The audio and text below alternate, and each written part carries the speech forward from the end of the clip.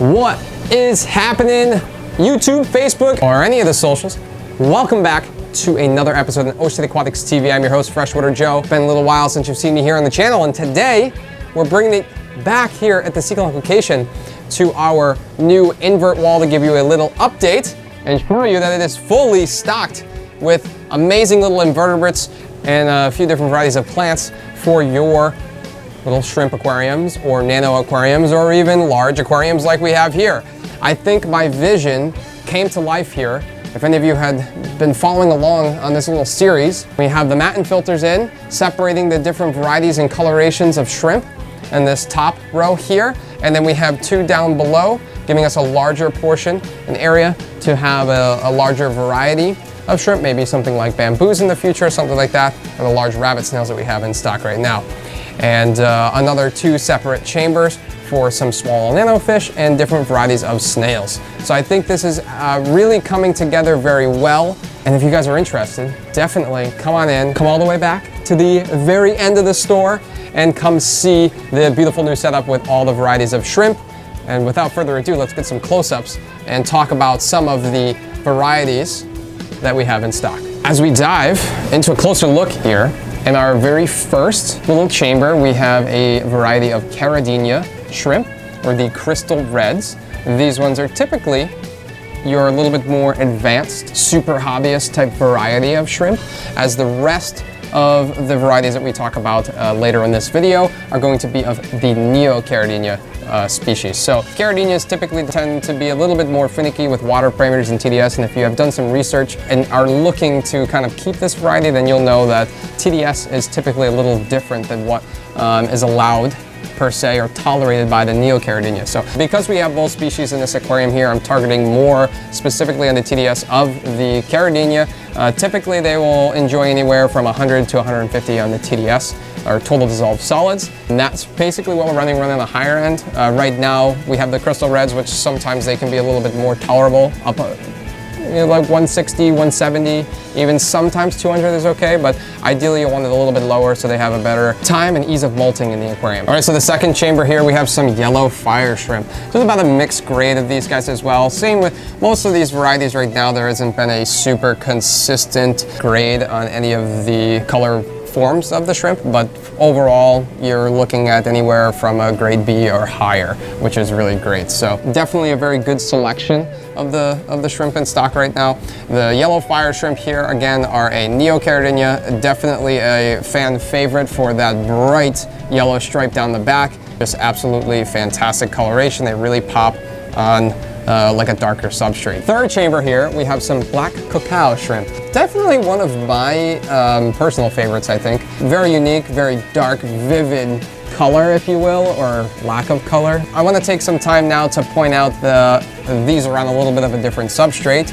And if you have been noticing as we've been going along, these three chambers, the first three, are exhibiting three different varieties of shrimp substrates that we do carry here at the store. First one being the fluval stratum. The traditional stratum has a little bit of a bigger bead size, if you will. These are all humate-derived volcanic ash-based soils, which are fantastic for shrimps, lowering pH and making the water a little bit more acidic, and also fantastic for a planted aquarium, being able to absorb and hold nutrients like a soil would for your home plants. Moving on to the second variety here, we have the fluval biostratum. So the differences between these two substrates is very minimal. As far as coloration goes, there's really no difference. I find that the actual granule size is a little bit smaller than the traditional fluval stratum, which is marketed from the biostratum as a better suited substrate for more difficult or delicate plants or fine-rooted plants like some stems, rotalas and Ludwigias and things like that. So definitely a really cool one. No really added benefits other than that.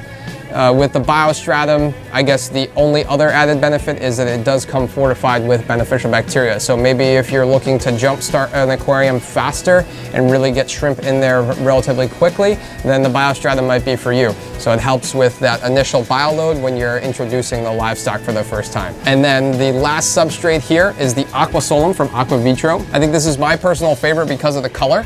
it really allows any variety or coloration of shrimp to be seen and pop against that contrast of the more lighter brown substrate, which is really great. As a little demonstration, you get to see the different types of substrate that we do offer and carry out of the bag and in an aquarium and what they would look like. The rest of the aquarium here, I use the biostratum, and it is going to serve a purpose there for helping establish this system, because it is a little bit fairly new, but we're probably running on 2.5 to 3 weeks with it up and running now with all of these shrimps, and they are doing fantastic, grazing away. We got some biofilms and algae growing. Further down the line, we have another variety of yellow. So these are another Carradinha, very similar to the classic cherry shrimp, just obviously a different coloration. So we have the crystal red, the Carradinhas, the yellow fires, the black cacaos, and now here are just some mixed grade yellow shrimps. There's a whole bunch of them in there, grazing away. Very cool. And moving on to the next chamber, one of my favorite ones besides the black cacao. Honestly, all of them are my favorite. And they're just colorful, it's cool. But anyway, I really like blue shrimp. These are specifically a mixed variety of some blue diamonds. There's some blue rillies in there as well. And there's a little bit of variation with this specific batch of them.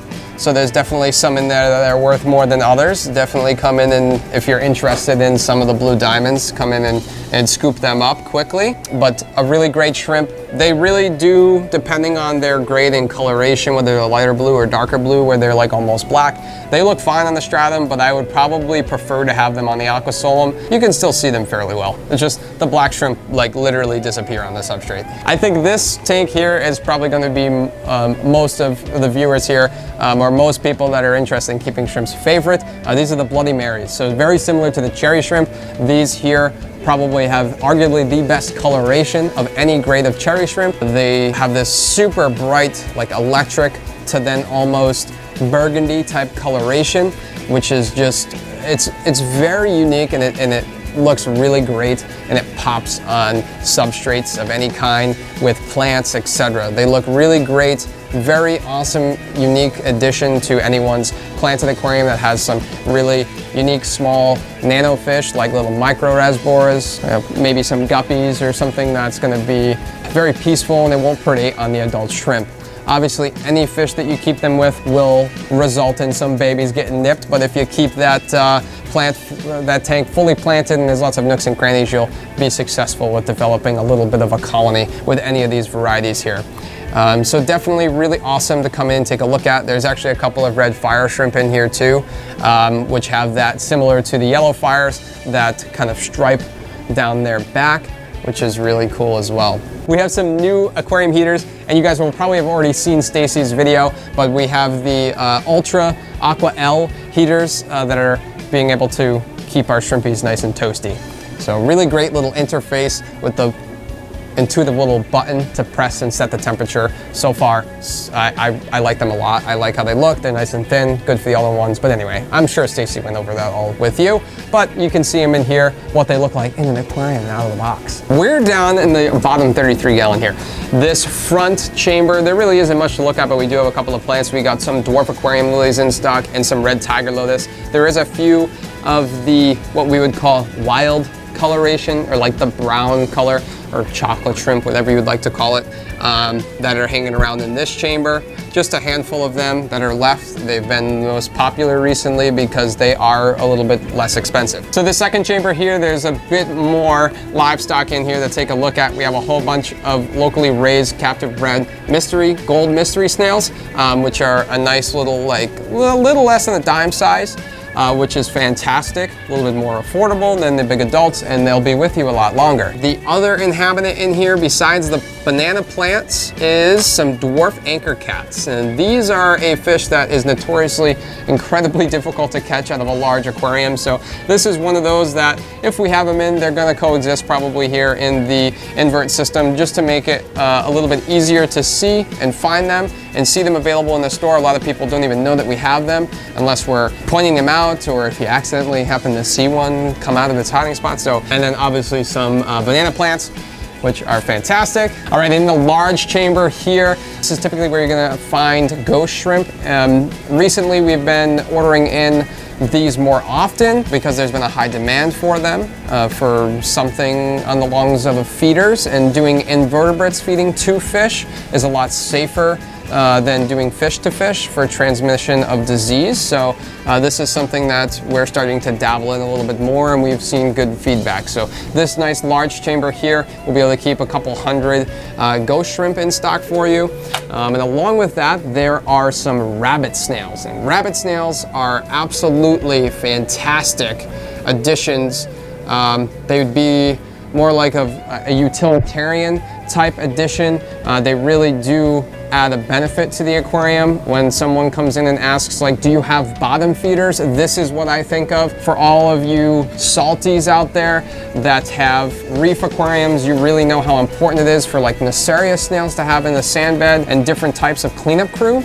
This is your freshwater cleanup crew, and obviously there's a lot of variation in what you keep in a freshwater hobby and what you can and cannot keep certain things with, but these are fantastic additions to a community like fish only type aquarium, especially if you have a sand bed that they can burrow through and they release nitrogen gas pockets. They're constantly sifting through the sand looking for detritus, mulm, uneaten food, waste, and things like that. So I think the invert system here at Seekonk is looking pretty spicy. Make sure you guys come in, check this out if you're looking to maybe purchase your first aquarium for a shrimp tank or a shrimp only tank, or if you're looking to finally add shrimp to your existing aquarium, then come and see us this week or this weekend, and we'll get you some new shrimp. As always, folks, you know what's coming next. Keep it fresh, baby.